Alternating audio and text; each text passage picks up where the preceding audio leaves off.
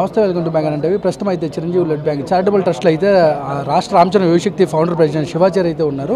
ఈరోజు అయితే అంటే ఎలాంటి కార్యక్రమాలు రామచరణ్ బర్త్డే సందర్భంగా పెద్ద స్టైల్ అయితే ఏ రేంజ్లో ఉందైతే చూసాము. బట్ ఆ స్టిల్ గురించి అభిమానులు ఏమనుకుంటున్నారు ఏంటి, ఈరోజు జరిగిన బ్లడ్ డొనేషన్ క్యాంప్ అంటే రాష్ట్ర రామచరణ్ యువశక్తి పెద్ద ఎత్తున అన్ని రాష్ట్రాల్లో కూడా బ్లడ్ డొనేషన్ క్యాంపులు కూడా ఏర్పాటు చేయడం జరిగింది శివాచార్య ఆధ్వర్యంలో. తను అడిగి తెలుసుకునే ప్రయత్నం చేద్దాం. అసలు ఈ రోజు పరిస్థితులు అంటే ఎలాంటి ఉత్సాహాల కోలాహల మధ్య జరిగిందో అని మాట్లాడదు శివాచార్య గారు. అంటే ఎలాంటి కార్యక్రమాలు ఈరోజు చేపట్టారండి? సార్, ఎప్పటి నుంచో మెగా అభిమానులు అంటేనే సేవా కార్యక్రమాలకి పెట్టింది పేరు.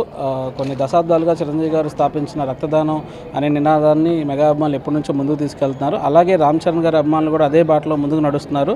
ఎండాకాలం ఈ సంవత్సరం ఉష్ణోగ్రతని మనసులో పెట్టుకొని ముందుగా రక్తం కొరత ఉందని తెలుసుకొని 2 తెలుగు రాష్ట్రాల్లో పెద్ద ఎత్తున గత వారం రోజుల నుంచి బ్లడ్ డొనేషన్ క్యాంప్స్ జరుగుతున్నాయండి. ఈ రోజు కూడా రామ్ చరణ్ గారి పుట్టినరోజు సందర్భంగా 2 తెలుగు రాష్ట్రాలనే కాకుండా వేరే రాష్ట్రాలు, అమెరికాలో కూడా బ్లడ్ డొనేషన్ క్యాంపు చేయడం జరిగింది. నిన్న రిలీజ్ అయిన ప్రీ లుక్ అయితే కానివ్వండి, ఈరోజు రిలీజ్ అయిన first look poster of Peddi అయితే కానివ్వండి, అభిమానులు ఎంతగానో ఆనందపరిచిందని చెప్పాలి. ఆ సినిమా త్వరలో ఎక్కడికో వెళ్ళబోతుందంటే రికార్డు స్థాయిలో ఇండస్ట్రీని తిరగరాయిపోతుందని మా అభిమానులు బాగా నమ్ముతున్నారు. అంటే పెద్ద స్టిల్ కూడా అంటే ఈరోజు చూసుకున్నట్లయితే ఒక బియర్డ్ రగ్గడ్ లుక్ అయితే రామ్ చరణ్ కనపడబోదు. అంటే మీకు పర్సనల్గా అభిమానులకు కానీ మీకు ఆయన సినిమాల్లో కంటే ఈ సినిమా పోస్టర్ కూడా చాలా స్పెషల్ అని చెప్పాలి. బుచ్చిబాబు డైరెక్షన్లో ఎలా ఉండబోతుంది సినిమా? మీకు పర్సనల్గా పోస్టర్ ఎలా అనిపించింది? నాకు పర్సనల్గా పోస్టర్ అదిరిపోయిందండి. నేను ఆల్రెడీ ట్వీట్ చేయడం కూడా జరిగింది. రంగస్థలమే చరణ్ గారి బెస్ట్ లుక్, మాస్ లుక్ అనుకుంటే ఇది ధనమ్మ మొగుడు లుక్ అని నేను ట్వీట్ చేశాను కూడా. అదే నేను అందరికీ చెప్తున్నాను, లుక్కే కదండి, సినిమా కూడా 100% బాక్స్ ఆఫీస్ బదులైపోద్దని చెప్పడంలో ఎటువంటి సందేహం లేదు. ఈ సినిమా గ్లిమ్స్ వచ్చిన రోజునే ఆల్మోస్ట్ జనాలందరూ ఫిక్స్ అయిపోతారు. త్వరలోనే మేకర్స్ గ్లిమ్స్ డేట్ కూడా అనౌన్స్ చేయబోతున్నారు. ఆ గ్లిమ్స్ వచ్చిన రోజు మళ్ళీ మాట్లాడతారు ఈ సినిమా గురించి దేశం మొత్తం. అంటే శివ గారు, మీరు చాలా అంటే మీ చిన్నప్పటి నుంచి చిరంజీవి గారి ఆయన సినిమాలకు బ్యానర్స్ కానీ రామ్ చరణ్ గారి అంటే శివాచెర్రి ఆ లైన్లో కూడా చెర్రీ అని రామ్ చరణ్ గారి పేరు పెట్టుకోవడం జరిగింది.